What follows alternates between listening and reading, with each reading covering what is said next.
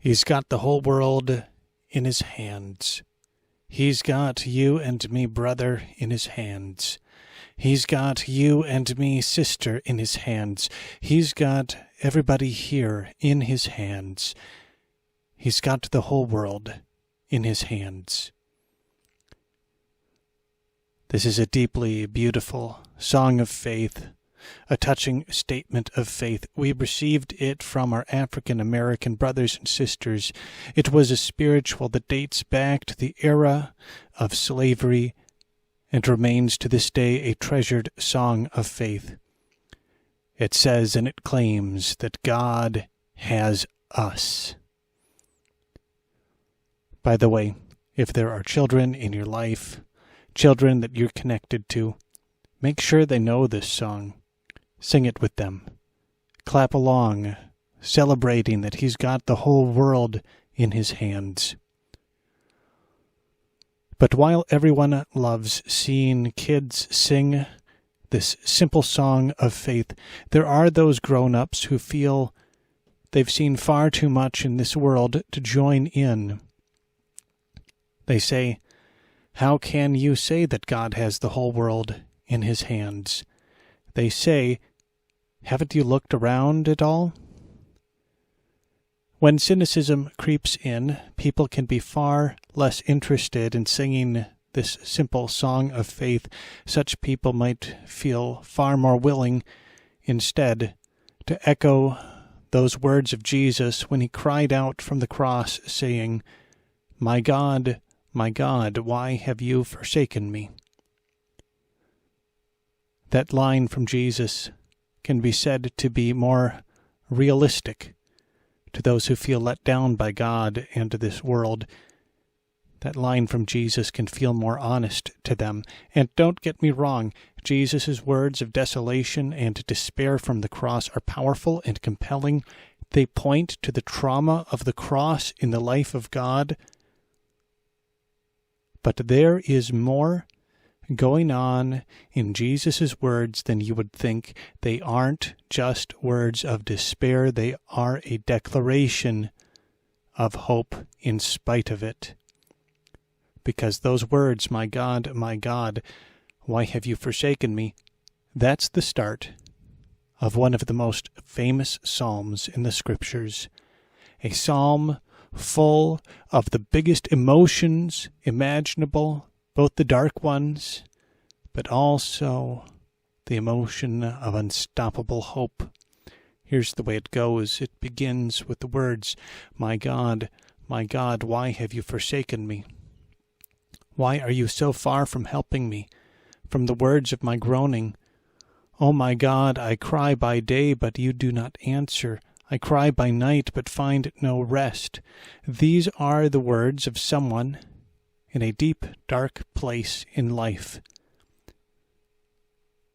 And while these words don't often show up in our songs of worship today, we all know about those times. We've been there. In those times, it's good to remember that faith is more than a feeling. Faith is a conviction of hope. Even in the dark place, the psalm continues, and it proclaims this. It says, "Yet you are holy, enthroned on the praises of Israel. In you our ancestors trusted. They trusted, and you delivered them. To you they cried and were saved. In you they trusted and were not put to shame." This is a psalm that moves rapidly from the darkest of feelings to the boldest hope. I hope you'll read it for yourself. You'll feel yourself thrown back and forth, bringing the hardest of human circumstances to God and yet choosing to worship God in a spirit of hope, regardless of circumstances. What matters for us today, though, is skipping to the end. Because in the end, it truly does say that God has the whole world in his hands. In verse 27, it says, "All the ends of the earth shall remember and turn to the Lord. All the families of the nations shall worship before him. Dominion, belongs to the Lord, and he rules over the nations. In other words, he's got you and me, brother, in his hands. He's got you and me, sister, in his hands. He's got everybody here in his hands.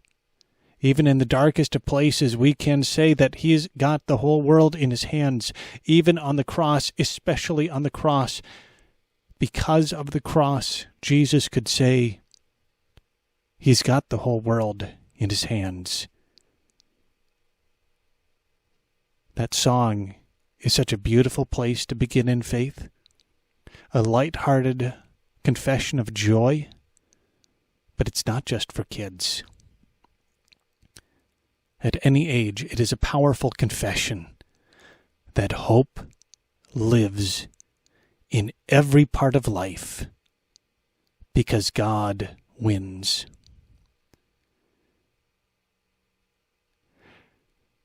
Thank you for watching. This is Pastor Brendan Johnston at Bethlehem Lutheran Church in Two Harbors, Minnesota. This is my first video of a series of videos that I am calling Deep Cuts.